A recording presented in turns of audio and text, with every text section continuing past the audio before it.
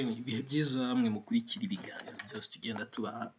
Ari ikintu kimwe abantu mugomba kwibuka, ntabwo turi kubona coverage nyinshi icyerekeranye na trade war y'abanyamerika ndetse n'abashinwa, ariko ntabwo ikibazo nonaha abantu bakurikirana cyane ibi bintu biri kugenda biba nonaha, ntabwo icyo turi kureba ari ubushinwa buri guhangana n'abanyamerika, ahubwo ni ukuvuga ngo hari system yashyizweho na Margaret Thatcher. Abarebye ikiganiro hano mwarabibonye. Nonaha ni ukuvuga ngo ibintu bihari nuko hari byinshi biri kugenda biba bigiye guhindura uko isi isanzwe iyoborwa. Abenshi nyine amakuru tugenda tubona, hari igihe rimwe na rimwe usanga ari ubufana, rimwe na rimwe abantu bakibagirwa details z'ingenzi z'abantu baba bari guhangana. Iyo uri kuvuga perezida w'Ubushinwa ushobora kuba utamukunda, ariko ntabwo bikuraho ko ari perezida top decision maker na systeme y'imiyoborere itandukanye. Ukavuga Amerika ifite perezida Trump, bizwi yuko ari igihugu akenshi gishingiye kuri institution, amategeko. Rimwe na rimwe perezida ashobora gukora ikintu rimwe na rimwe ntibabyumvikaneho, ariko ugasanga hari ingingo zimwe na zimwe zimurengera. Ibi bintu byose ukuntu biri kugenda biba, ikigaragara ni uko Amerika bitewe na policy Trump, hari ibyari byarabanje mbere, ariko Trump we yaje asa nk'abye exposing. Ni ukuvuga ngo ubuyobozi bwa Donald Trump buraza kurangira muri imyaka 4 yiwe hari ibintu byinshi cyane bihindutse, kandi n'isuku iyobowe birasa nk'aho bigiye guhinduka, n'amategeko azayiyobora. Ibihugu byinshi biza ubwenge ntago biri kugira ngo biri kwivanga cyane mu byo isi iri gukora, ariko biri gutegurira abaturage babo uko bazitwara muri ibi bihe. So rimwe na rimwe nyine nta debate nyinshi abantu bavuga kuko bari kubivugaho cyane, ariko hari ikintu kimwe. Reka tureke ibi bya Afrika. Andrea Joyina wenda bavuga ngo yahambuwe ubuntuza ubwenegihugu bwa Madagascar, ariko ikintu twababwira ko n'ubundi Andrea Joyina ajyaho asimbura Mahinda Rajapaksa n'undi nawe byari bizwi ko ntago ari we wayoboraga, gusa Abafaransa nibo bari muri inyuma. Ikimenyimenyi mwabibonye, n'ubundi yambuwe ubwenegihugu ariko asigarana ubwenegihugu bw'Abafaransa. Nta nubwo na famiye yari famiye ariyo yose, ni famiye ikomeye cyane muri politiki ya Madagascar. Muri Afrika ni ukuvuga ngo political class zirakora, ariko hano nonaha hari amaparametre menshi cyane turi kureba mu Bushinwa ndetse n'Abanyamerika. Nk'uyu munsi abakomentateri benshi barimo baravuga kuri negotiation yabaye hagati ya Scott Bessent ndetse na Li Chenggang cyangwa se He Lifeng, ni vice premier w'Ubushinwa. Ni ukuvuga twamujyana nk'ari premier, umuyobozi cyangwa se minisitiri w'intebe wungirije w'Ubushinwa, ariko akaba ari nawe trade negotiator, top trade negotiator. Mu Rwanda top trade negotiator tugira bizwi nkaho ari RDB. Ubwo umuyobozi wa RDB akenshi niwe uburi chief of the on the tables and negotiation, niwe ubuyobora. So mu Bushinwa ho biratandukanye, akenshi iyo atari vice premier, akenshi abari vice premier wa minister of commerce. Ni ukuvuga ngo minisitiri w'iki w'ubucuruzi, akenshi umwungirije niwe akenshi uburi umuyobozi ushinzwe negotiation z'igihugu, cyane cyane ziyerekeranye n'ubucuruzi. Ariko izi ziri top level akenshi hari igihe bisaba yuko hazamo umuntu mukuru wundi uba ari inararibonye. Abantu bazi Ubushinwa n'ubundi birazwi yuko abagabo bagendera cyane kuri experience ikajyana n'abateknocrat, kuko uyu Li Chenggang ni umuteknocrat, ni umuhanga cyane, ni meritocrat w'umuhanga nyine, yanize no mu university akomeye muri Amerika, aniga no muri China. So ni ukuvuga ngo afite experience yone, ndetse binahuriyeho yuko guhera trade war zatangira muri 2018 uyu mugabo niwe wahoraga arimo arakora iki, asubizanya na Amerika. Amapolisi ko byagendaga byose ni wabaga ubirimo. Ni nayo mpamvu ejo bundi mwumva yuko ngo yavuyeho, amakuru yaje barimo baraseza Scott Bessent yuko yihuse, kuko yasanze umuntu n'ubundi ugifite ijambo muri izi negotiation ari umuntu yabwiwe yuko yavuyeho. Ariko n'Abashinwa bashobora kuba babikoze babizi, kubera yuko bamukura muri WTO cyangwa se World Trade Organization asubiye iwabo, n'ubundi basaga nkaho bamuzamuye, kuko hari izindi nshingano zisa nkaho ziri hejuru agiye kuguma ariho. ariko ntabwo biri bukureho yuko negociation zose zigomba kuzirangiza kubera ko iyi ntambara ya tarifu arayumva cyane kuko yatangiye ariho. Iki ni igihande kimwe. Noneho ikindi gihande cya kabiri abantu ntabwo bari kubyitaho. Murebe ahantu Ubushinwa bwahitinze hard Abanyamerika. Trump byahise bituma ibyo abantu bakekaga gadashobora guhura no kujya muri Asian Summit. Asian Summit impamvu Trump yagiyeyo abenshi barabizi yuko n'ubundi Putin yari yavuze ko atazajyayo. Biranavugwa Trump ku munota wa nyuma bitewe n'ibintu byari biri kugenda biza, abarebye ibiganiro twakoze twababwiye yuko igisirikare cya Amerika indege zabo zikomeye amabuye zikoresha hafi nk'ibiro niba mu biro bingaye wenda indege bifite usanga nko nka 70% by'amabuye ari rare cyangwa se agoye kubona akenshi ava mu Bushinwa. Ikindi kintu nanone mugomba kumenya wenda kuri abatarebye ikiganiro cy'ubutaha, aya mabuye ari rare nkuko twabivuze ubushize ntago ari uko ari rare, ahubwo nuko kugira ngo uyabone bisaba ko ushora byinshi. Abanyamerika barabikoze tugeza mu 1970, ariko kwa mubizi ko ari institution abantu barengera uburenganzira cyangwa se barebera ibihumanya ikirere, bavuga ko uburyo bayabonamo bihumanya ikirere cyane. Abashinwa bahita bafata za papers zabo barangije bazijyana iwabo, hanyuma abafata abashakashatsi abanyeshuri babikora ubushakashatsi. Hari n'umu top scientist w'Umushinwa wabashije kubona uburyo bakoresha waste nkeya bakabasha kuba babona ari amabuye, hanyuma bo bihanganira yuko azajya akorerwa mu Bushinwa, ariko batoranya ahantu hari bahagira ahantu hadatuwe, hanyuma inganda nizo bagiye bashyira ahantu hari strategique hayegereye kubera yuko nabo bafite inganda z'ibisirikare zibafasha gukora indege zabo ziri. So Trump abahana mu minsi ishize abashyira ziriya tarifu, babanje baramwinginga baramubwira bati watubabariye ugafungura isoko ryawe. Kubera ko ikintu kimwe abantu mugomba kumenya, Abashinwa muri kamere yabo b'abaturage nibo ndi kuvuga ntago banga Abanyamerika, bakunda Abanyamerika bakanakunda n'ibikorwa bimwe na bimwe Amerika ikora. Ariko icyo abenshi batumvikana n'uburyo iyoborwamo, kuko uburyo Amerika iyoborwamo ni abantu b'abanyamategeko b'abahanga cyane, bagira imbaraga cyane mu ma bills ariko n'iki n'amagambo meza, kubera ko abanyamategeko baba bazi kuvuga koko pe, baba bazi kuvuga no guhangana no kunegosia aho biri ngombwa. Ariko Abashinwa bo ntago ibyo ngibyo ari byo bareba, ari nayo mpamvu twe iyo dushaka kwanaliza ibyo Abashinwa banditse twe tureba inyandiko banditse tukareba n'amagambo bakoresheje, kubera ko amagambo banditse nayo bakoresheje ntago ari ibintu biba bitunguranye, ni ibintu baba bateguriwe. Ni nayo mpamvu speech z'Abashinwa zose akenshi barasoma, na perezida iyo agiye gutanga speech aba afite umuba w'impapuro hafi zirenga 65 asoma. Nk'ibyo byabaye muri iki cyumweru gishize cyitwa plenary session, bigusaba yuko wicara ukareba text ya mbere ugenda uyisesengura kugera kuri text yanyu.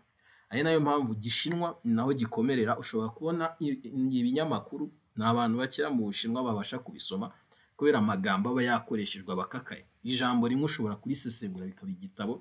Ntago ari buri muntu wese usoma ibinyamakuru mu Bushinwa, abenshi twese twaribaga amasamari abasesenguzi bandi bakoze kugira ngo tugerageze kumva image ya nyayo, cyangwa se ugasoma ukaza guhuriza nyuma, hanyuma ukagira reflexion kuri icyo kintu. So ubucuruzi rero iyi ntambara iri kuba cyo cyari cyatuzanye no gusa nkaho dusesengura izi chaos zimaze iminsi ziri kuba. So no kuvuga ngo ikintu cya mbere cyabaye abantu mwabonye babanje Abanyashinwa bakoze move yatunguye Abanyamerika batari biteze yuko yabaho, cyane cyane ku bintu bibiri. Hari biotech, uburyo bwa biotech, ndetse harimo n'ikintu cyitwa fentanyl. Murakibona cyane, ni ikintu in nature ni kibi kuko gishobora gukoreshwa nk'ibiyobyabwenge, ariko amafarmasi ndetse n'ibindi nganda zishobora kugira ibindi bintu zishobora kubikoresha bishobora kugirira umumaro isi, n'inganda za mbere zikomeye ku isi zikeneye cyane. Rero hari ubwoko bw'imiti irenga Abashinwa bihariye 70%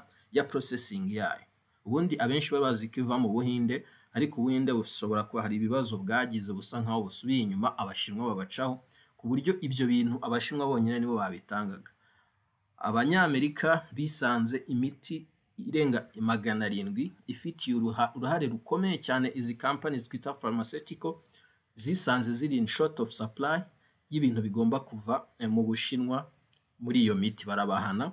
Hanyuma Trump icyerekeranye n'ubushize twasobanuye ikibazo cya Nvidia nayo yashakaga kujya icuruza mu Bushinwa. Hanyuma ni naryo soko ryari rinini riri mu masoko y'ingenzi yabo bari bafite, kubera ko iyi ntambara ya AI bari abantu bayungukiyemo, muranabizi ubu ku isoko mu buryo bwa market cap Nvidia niyo company nini kurusha izindi hano ku isi.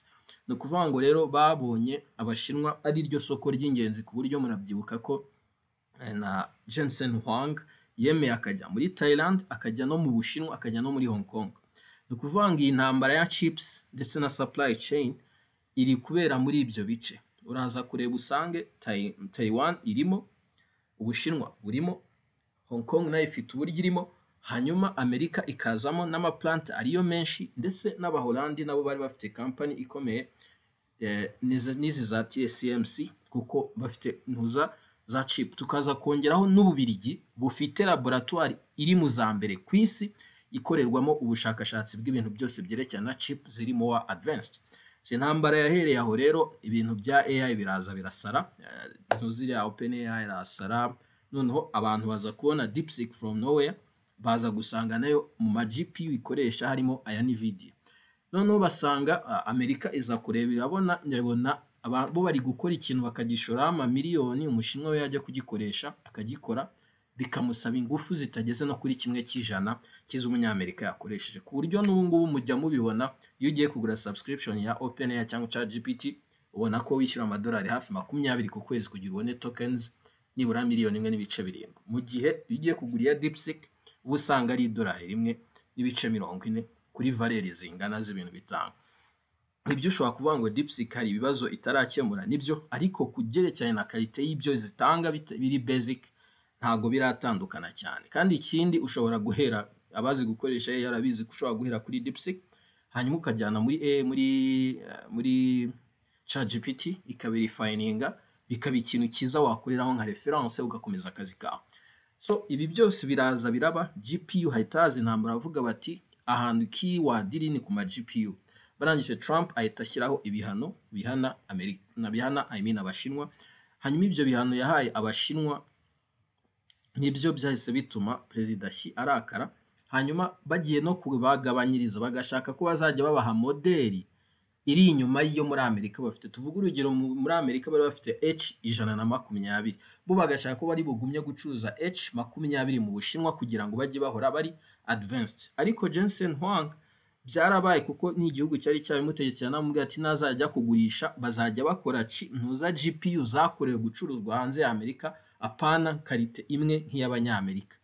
Ibyo bintu byabaye ikibazo kubera ko Perezida Xi nawe yahise abibona yuko ibi ngibi bikomeye, ahita akora polisi yo AI yo kugira ngo badevelope ama GPU, ashora amafaranga menshi, anatanga ama subsidy kuri aya makampani maremare harimo Huawei, Alibaba, GD. Ni ukuvuga ngo amakampani menshi yashoyemo kugira ngo nayo developing ikintu cyitwa ntuza ibi bya computing nyine no gukora ama GPU akenewe kugira ngo bakore icyitwa storage cyangwa se babashe kuraninga aya large language model yose abantu bakunda gukorera yo LLM, sibyo? Ni ukuvuga ngo iki kivuyeho rero Abashinwa bahita bashiduka. Ntuza Jensen Huang yashidutse, noneho n'iby'ibintu bye yavuye ku ijana iba 5% mu gihe kitageze no mu myaka 2. Jensen Huang ahita yibutsa Amerika, yibutsa ko byari urucabana kuba wafata technology Abanyamerika bafite ukayimaxe Abashinwa, kandi Abashinwa nibo bihariye isoko ry'abashakashatsi bakomeye muri AI ku buryo rwa 50%. Iyo tuvuga ibi ngibi abenshi bahita bagira ngo tukubeshya. Muze kureba iriya company yabaye acquired mu minsi ishize na Meta, yuriya muhungu w'imyaka itageze no kuri 20 bishyuye hafi miliyari zirenga 16. Abajya kureba mujye kureba co-founder wa XAI ni iri ikora Grok. Muze kureba muraza kubona yuko nawe afite aho ahuriye n'Ubushinwa. Ni ukuvuga ngo aba top researchers bakomeye babashinwa muri XAI ho abenshi barimo ni Abashinwa, nibo buzuyemo OpenAI, nibo barimo XAI, nibo barimo izi company Perplexity nayo niyo buzuyemo. Ni ukuvuga ngo 50% cyangwa se 1/2 cy'abashakashatsi isi ifite bakomeye muri AI bava mu Bushinwa. Rero Jensen we yavugaga ko uko bazagira access kuri iyo technology bizafasha kuba bayivugurura ikegera hejuru. Ibi ngibi Trump arabibona, abibonye ariko babibona batinze, ku buryo Ubushinwa bwari busigaje kuri 5% dependence. Ni ukuvuga ngo bari bakeneye technology y'Abanyamerika baguraga nkeya, atari no kugira ngo bayikoreshe, ahubwo ari ukugira ngo barebe comparison, barebe niba bo hari aho bageze abandi bataragera. Haza no kubaho ikibazo cy'uko abashakashatsi bakomeye bo muri ibi bintu bya AI bose babaga muri Amerika bahise bisubira mu Bushinwa. Ibyo ngibyo bivaho. Bivuyeho rero Abashinwa ntabwo bakoze investment muri Amerika gusa, kuko muri Amerika kubera nyuma y'intambara y'isi yakoze amategeko atuma Uburayi butikorera ahubwo bukaba dependinga. Icyo kintu sinzi abantu niba muri kucyumva. Kuvuga ngo bakoze amategeko atuma Amerika izagikora, Abanyaburayi bagakurikira, ku buryo power Abadage bari bafite iri kugenda igabanyuka, kubera yuko no muri supply chain turaza kuvuga company yafunze ikindi kigo kigahita gihomba ku kanya, nacyo kikaba kiri gusara kiri kwinginga Abanyaburayi ngo barebe uburyo babigenza. Abanyaburayi babaye nk'aho baryamye, no kuba badependingaga cyane ku Banyamerika, yaba mu buryo bwo kubacungira umutekano, mu buryo bwo kuba advanced technologies agezweho, ku buryo nabo abayo bikoreraga yari make cyane ku buryo adahagije kubw'umutekano w'ibihugu. Kuko ubu ngubu ntabwo ikibazo ari AI, ikibazo ni ikisobanuye ku mutekano na power igihugu gifite. Ukuvuga ngo the more ufite advance cyangwa se the more ukora byinshi bicontribute muri iyo AI cyangwa se muri revolution ya robotics ndetse n'ibindi nabyo na za social media, the more ugira ijambo kuri negotiating power, kuri negotiating table. The more ubasha gukora amahardware yakoreshwa muri ibyo bintu, the more ushobora gukanda igihugu kimwe. The more ushobora kuba wafite ibikoresho bikenerwa mu gukora imiti, the more ugira ijambo kuri table. Ari nayo mpamvu muri iyi scenario yose mubona Afrika ibihugu byonyine biri bugira ijambo n'ibifite amabuye cyangwa raw materials zifite icyo zizafasha biriya bihugu, cyangwa se ibihugu bishobora kubafasha guhagararira intere zabo muri ibyo bihugu. No kuvuga ngo ushobora kubona nk'igihugu gishobora kuba cyakoreshwa kugira ngo giteze imidugararo aho baturanye, kugira ngo amabuye yajye wenda mu bindi bihugu ahendutse, cyangwa se ukabona ibihugu bihora muri iyo ntambara ngo zabaki ngo za Islamic State, ibintu nk'ibyo ngibyo abantu bakababeshya ngo ni Abayisilamu, ariko ntaho biba bihuriye, ahubwo no kugira ngo igihugu gihore mu kavuyo babashe kuba bagisawa. Same story iri no muri Sudan, wenda ntabwo ari byo twaje kuganiraho. No kuvuga ngo Afrika none iri mu kavuyo, iyi table abantu bonyine bayicaraho uko bigaragara ni abanya South Africa bonyine, ariko nabo bafite ibibazo biri internally ku buryo bishobora gutuma iyi chess yo kuba manufacturing hub afite ikintu contribute kuri supply chain y'isi birimo birabagora. So tugaruke ku cyo twaganiraga, twari tugeze i Burayi. So i Burayi rero haje kuba ikibazo, ahazi company yitwa Nexperia yakoreraga muri Holland.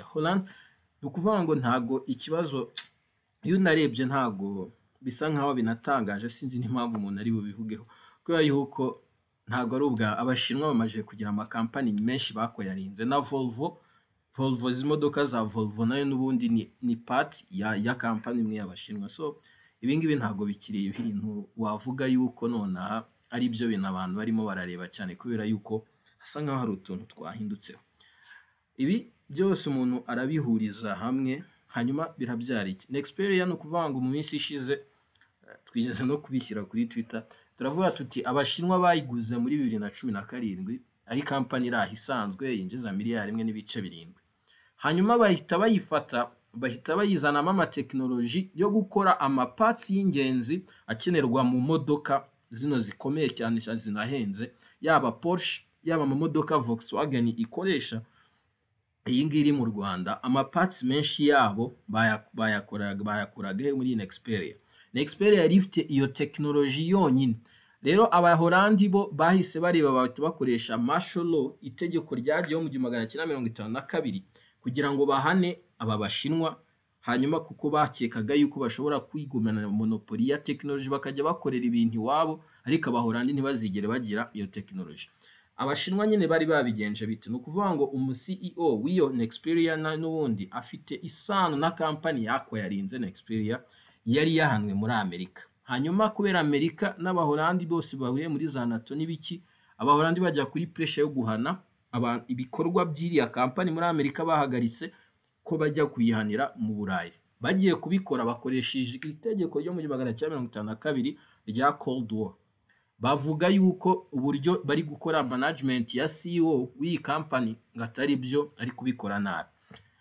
Iyo abari mismanagement ntabwo bari kunguka, kuko ubu bunguka hafi amafaranga arenga miliyari 2.4 by'idolari, bikuva kuri miliyari 1.1, bakubye hafi kabiri. Mismanagement ntabwo ishobora kuhita izana amatanova ari stable guhera icyo gihe cyose. Ahubwo ikibazo cyari he? Ikibazo cyanyacyo nuko bashakaga kugabanya dominance y'abashinwa iwabo, ariko icyo bibagiwe nuko bakatinze dominance nta yindi company ku Burayi bwose bafite ishobora gukora nk'ibyo Nexperia yakoraga. Ibi byatumye habahikirira abashinwa bahise babahana, bahita bafata abahanga b'aba scientist bose babasubiza iwabo, bafata abayobozi bose babasubiza iwabo. No kuvuga ngo bahita bafunga na technology transfer bayikuraho, hanyuma Nexperia isigaye ari aho ngaho iri hafi no kuba yafunga, ariko ngiyobowe n'Abahorandi. Ariko minisitiri nawe yabonye nta yandi mahitamo. Ubu ngubu bose bari kwisanga bari gusobanura i Burayi kubera yuko Porsche yahombye uyu mwaka. No kuvuga ngo umwaka ushize yinjize miliyari 2, uyu mwaka na miliyoni 100 yabonye. Kandi ni Porsche ni igice cya Volkswagen. Volkswagen n'ubundi yatangiye gufunga ibice bimwe byayo mu Budage. Ntabwo tuzi effect biri bugere ku Rwanda, ariko gusa mu magingo yanga bafite in short y'amaparts amwe imodoka ikenera bagomba kujya bagura muri Nexperia. So no kuvuga ngo i Burayi nabo bari muri chaos yuko automotive industry yabo cyangwa se inganda z'imodoka nazo zigiye guhura n'ibibazo byo gukora production yidahari, imirimo ikabura, hanyuma ubushakashatsi nabwo buri inyuma.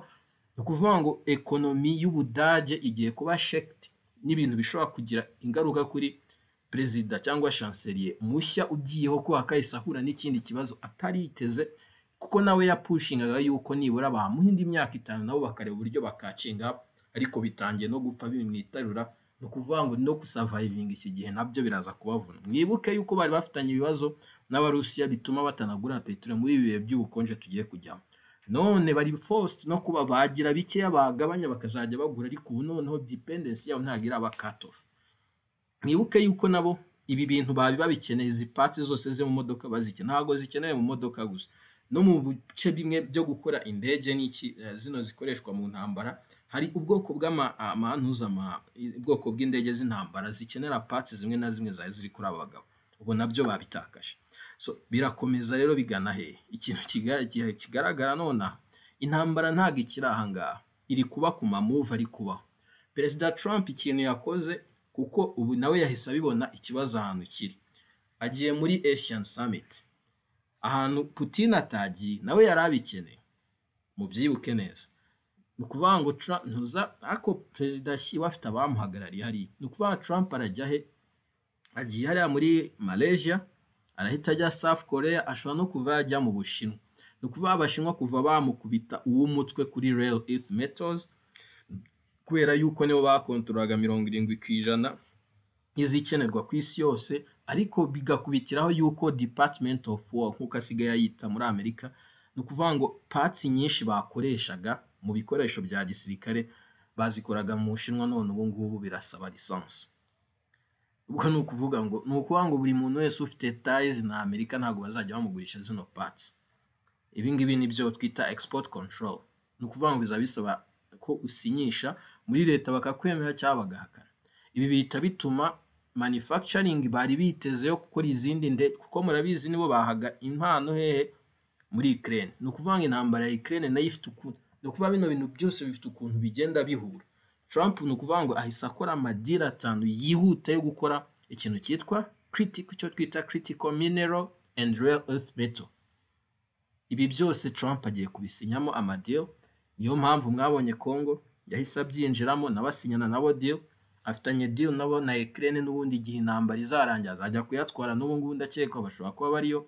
Cambodia irimo, Thailand irimo, Malaysia nayo yagiyemo, na Australia nayo irimo. Nukuvuga ngo bagiye kureba uburyo bakora framework bagabanye dependence bageraga kuri Amerika. Byahise binatuma Brazil nayo ifite amarizavu ya Rare Earth Metal.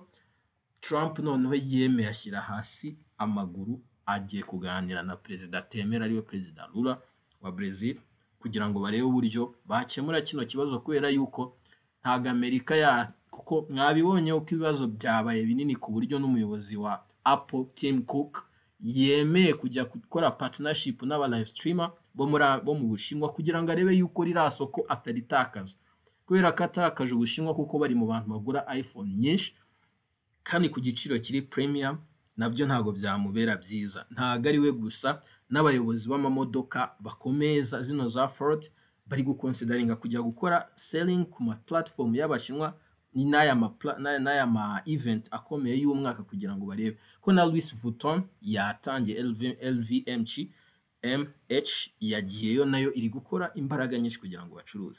So ibi byose biraza bikatuganisha ku kireba.